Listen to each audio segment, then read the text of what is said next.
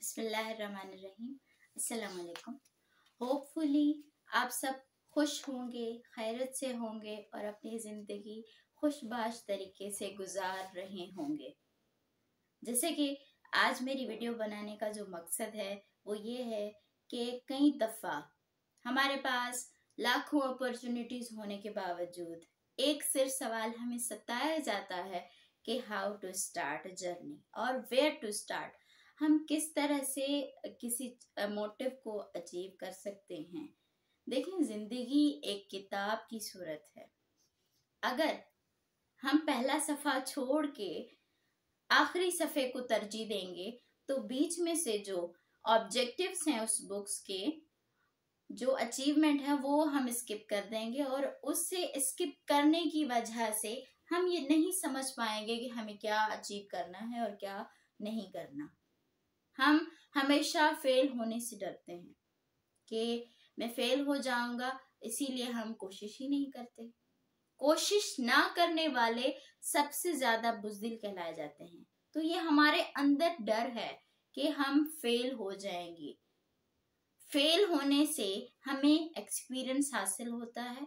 हम कभी भी किसी भी फील्ड में अगर कभी नाकामी देखने की शक्ल देखते हैं तो हमें ये नहीं सोचना चाहिए कि हम सेकंड टाइम उसे अटेम्प्ट ना करें।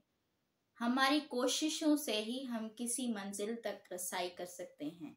देखिए, आज जो दुनिया के कामयाब तरीन शख्स हैं वो ऐसे ही नहीं हो गए। उन्हें भी फेलियर देखना पड़ा होगा, उन्हें भी नाकामियों की सूरत में कभी सोसाइटी के तंज उताने, कभी फैमिली इश्यूज, कभी फाइनेंशियल इश्यूज, काफी सारी चीजें बर्दाश्त करनी पड़ी होंगी। लेकिन जो उनमें सबसे ज्यादा कंसिस्टेंट चीज थी वो ये थी कि हमने अपने गोल पर फोकस करना है।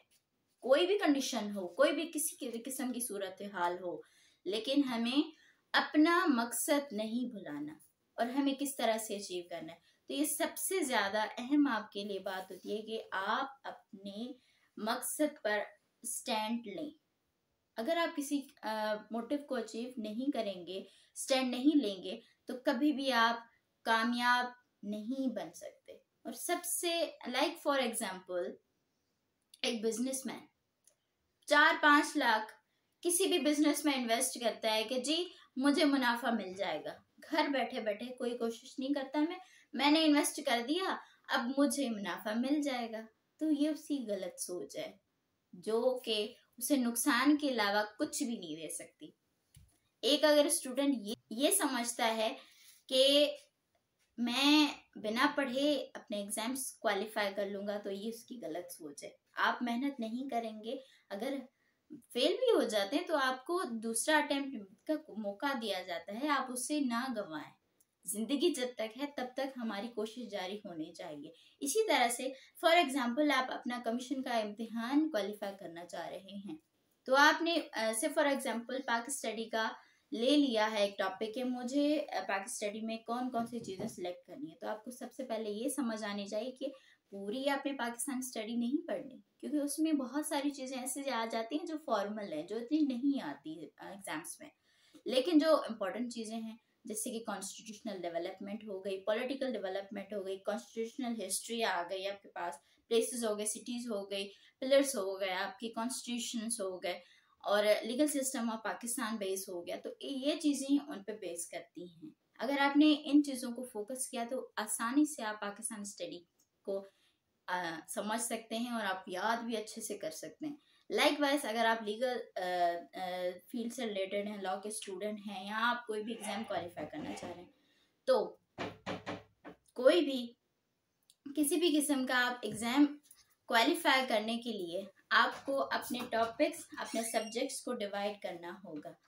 लाइक आपके पास दो ऑप्शंस होते हैं, एक तो सिविल लॉ है और दूसरा क्रिमिनल लॉ है। अब आपको पता होना चाहिए कि सिविल लॉ में सबसे ज्यादा जो क्वेश्चंस आते हैं, पुटअप होते हैं, वो कौन से सब्जेक्ट्स में ऐसे आते हैं। अगर आपने सिविल लॉ में कॉन्स्टिट्यूशन और कानूनी शहादत जनरल लॉज में डिवाइड कर लिया कि जी हमने ये लास्ट में करना है, और उसके टॉपिक्स को डिवाइड कर लिया, तो आपको आसानी से एक चीज अचीव कर सकते हैं। तो आपका मकसद, आपका जो मोटिव है, वो कभी भी किसी चीज़ पर रुकना नहीं चाहिए। अगर आप रुक गए तो समझ लीजिए कि वो आपकी नाकामी है। ना रुकने का नाम ही कामयाबी है।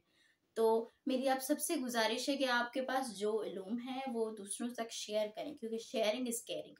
आप अपनी नॉलेज को शेयर करेंगे क्योंकि ऐसा एक दरिया है जो हमेशा बहता रहेगा। इल्म एक ऐसी दौलत है कि हम जितना उसको शेयर करेंगे हमारा अपना फायदा है।